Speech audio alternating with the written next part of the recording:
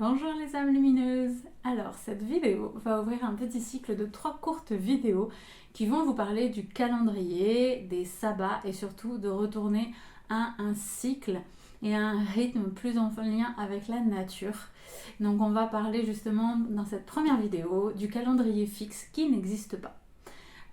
Donc je vous invite à la fin de la vidéo, si vous l'appréciez, à mettre un petit pouce bleu ou un petit émoticône en commentaire. Ça m'aidera et ça soutiendra mon travail et ça me ferait très plaisir. Et si vous voulez me donner votre avis, n'hésitez pas.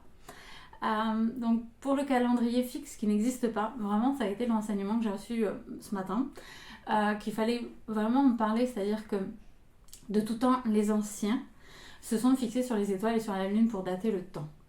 On a retrouvé beaucoup de choses en termes d'archéologie et on sait que le calendrier s'est construit petit à petit au fil du temps et de l'organisation de nos civilisations. Par exemple, les Égyptiens utilisaient le lever héliaque de Sirius, c'est-à-dire l'apparition de l'étoile Sirius à un certain niveau du ciel, pour dire que la crue du Nil arrivait. En général, ça prenait 3-4 jours et la crue était là. Donc ils pouvaient organiser les célébrations. Ils pouvaient prédire cet événement qui était extrêmement important dans leur civilisation. Donc ça, c'est des choses où l'astronomie, qui était aussi l'astrologie, les deux étaient ensemble à l'époque et pas séparés, permettait de dater l'espace-temps. On avait par exemple, pour vous donner l'exemple aussi, en ce moment, cette année, il n'y a pas longtemps, on a eu une lune bleue. En fait, la lune bleue, c'est quoi? C'est la lune, on s'en sait plus quoi faire. Parce qu'on a 12 mois, mais il y a 13 lunes. De quoi c'est plus. Donc de temps en temps, il y a une 13e lune qui apparaît. Or, par exemple, dans la tradition amérindienne, on va avoir 13 lunes parce qu'elle se fixe sur la lune pour dater l'espace-temps. Et la 13e lune annonçait l'arrivée du retour du soleil vainqueur de la nuit, c'est-à-dire qu'on avait passé le solstice d'hiver, que les jours rallongeaient enfin, et que donc le soleil avait vaincu sur l'ombre et sur la nuit. Et cela donnait lieu à des fêtes de célébration, on célébrait le soleil et souvent on faisait, en tout cas pour les Celtes, des petits pains ronds dorés et ça formait le soleil. Nous après, avec les traditions judéo-chrétiennes, on a transformé ça avec des crêpes et on a appelé ça la chandeleur.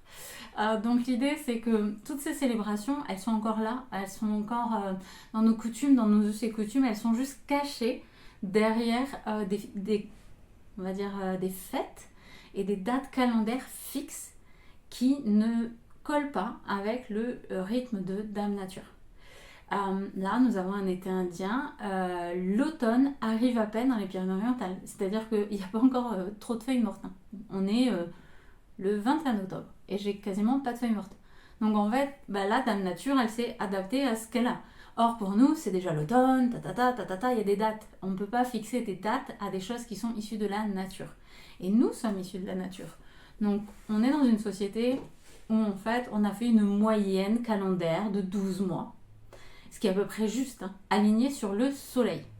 C'est-à-dire que, avec l'arrivée, le développement des grandes civilisations, où on s'est de plus en plus détaché de la nature, avec à la fin la civilisation de la Grèce antique, avec la civilisation de la Rome antique, là on a commencé à dominer la nature, on a commencé à prendre le pas sur elle et donc il était plus intéressant de s'orienter vers ce grand soleil qui nous illuminait, qui était fort et puissant.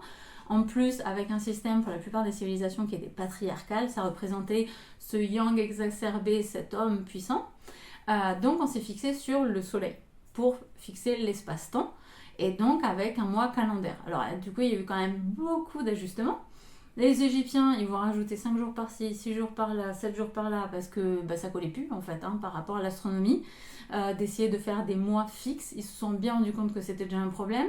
Ensuite, on a eu à la fin les Grecs, eux aussi, essayé d'aligner et d'intercaler des mois complets. Les Romains l'ont fait aussi. Allez, je te crée un mois. Ils ont eu l'idée de rajouter, de dire bon, on va pas faire comme un mois lunaire. On va rajouter des mois à 31 jours parce que sinon on tombe pas pile. Après, il y a eu l'histoire du février. Un coup c'est bon, un coup c'est pas bon. Lui, il a que 28 jours. En fait, février, c'est un peu plus ou moins le mois qui suit la 13e lune. C'est-à-dire que c'est le mois de on savait plus trop, là, faut se mettre à jour. Donc en fait, en suivant le soleil et en s'adaptant à sa course à lui, on a oublié une partie de nous qui était du coup la lune. Et c'est vrai que la lune, En voulant cadrer, ce qu'il me montre, c'est qu'on a voulu cadrer le soleil, se fixer, se calquer sur lui, en oubliant qu'on avait un astre qui était beaucoup plus près que nous, qui avait une influence majeure sur les marées, sur la pousse des arbres. On sait par exemple avec la permaculture qu'il va falloir cueillir en fonction de la lune. On coupe les cheveux en fonction de la lune en fait, si on veut vraiment suivre les rythmes. La femme a un cycle lunaire, elle est calculée sur la lune. Personne n'est en phase avec le soleil en fait. Le soleil il est là pour nous envoyer l'énergie, pour nous envoyer de quoi nous développer, mais c'est pas lui qui rythme, c'est la lune. Mais on va dire que les peuples premiers, eux, ont conservé cette notion lunaire. Ils ont accepté en fait de conserver un principe féminin à l'intérieur d'eux, qui n'était pas forcément celui des civilisations qui, comme je vous l'ai dit, qui ont un peu voulu dompter Dame Nature. Eux, ils se sont calqués sur le soleil et forcément, ça crée des dérèglements et un calendrier des fois assez chaotique. C'est-à-dire qu'il y a une histoire où dans la Rome antique, ils sont passés, et c'est comme si on passait là soudain, demain on vous dit alors en fait maintenant on est fin novembre et là t'as perdu un mois. Tu te dis quoi? Qu'est-ce que c'est?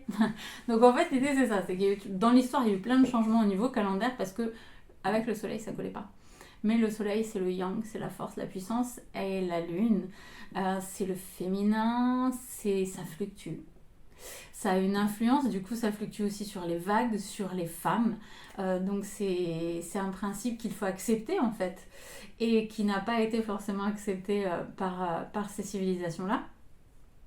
Donc si on suit vraiment Dame Nature, en fait, on peut partir sur 13 mois de 28-29 jours à peu près, ce qui donne 364 jours. En ce moment on est à 365, ça va. On n'est pas super loin en fait en se calquant sur la lune. Ça se demandait pourquoi ils se sont arrachés les cheveux pour essayer de se calquer sur le soleil, je te rajoute des jours, je t'enlève des trucs, des machins. Donc c'est vrai qu'en fait, il faut vraiment accepter ce féminin, cette adaptabilité qui n'est pas vraiment en accord avec le contrôlant et notre petit tyran intérieur qui n'aime pas ça. Et c'est pour ça que là, de plus en plus, il y a des cérémonies lunaires qui se développent. L'enseignement des 13 mères, par exemple, c'est 13 lunaisons. On nous parle vraiment de plus en plus de cet aspect lunaire de la femme, mais qui est aussi présent chez l'homme. Et je pense que c'est pour ça qu'on m'a demandé de commencer à parler, de retrouver finalement ces cycles qui sont naturels et de plus essayer de se... C'est comme si... Une moment, c'est comme si vous essayez de rentrer, de vous quicher comme ça dans un cadre qui n'est pas à votre taille en fait. Du coup ça colle pas, ça passe pas. On vous demande toujours la même suractivité toute l'année. Alors que si on suit Dame Nature, il y a des moments d'activité intense, le printemps et l'été, et puis à partir de l'automne on fait comme les feuilles, on laisse tomber des trucs et après on fait l'ours quoi. Normalement on est censé suivre ce rythme là de ralentissement, d'accélération. On a tous notre rythme intérieur. Il y en a qui vont être très actifs à la fin de l'été, début d'automne. D'autres qui vont se sentir hyper déprimés parce qu'il y aura moins de soleil. On est tous hyper différents en plus. Donc on devrait tous se rapproprier notre rythme et au moins essayer de re-regarder Dame Nature et quel est son rythme naturel à elle, parce qu'on fait partie d'elle. C'est Pachamama.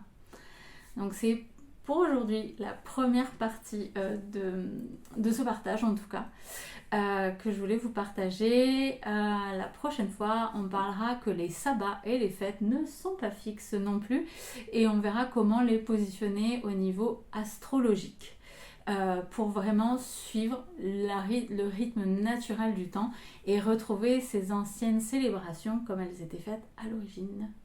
J'espère que vous avez apprécié cette petite vidéo, donc n'hésitez pas à la partager si ça vous plaît. Merci.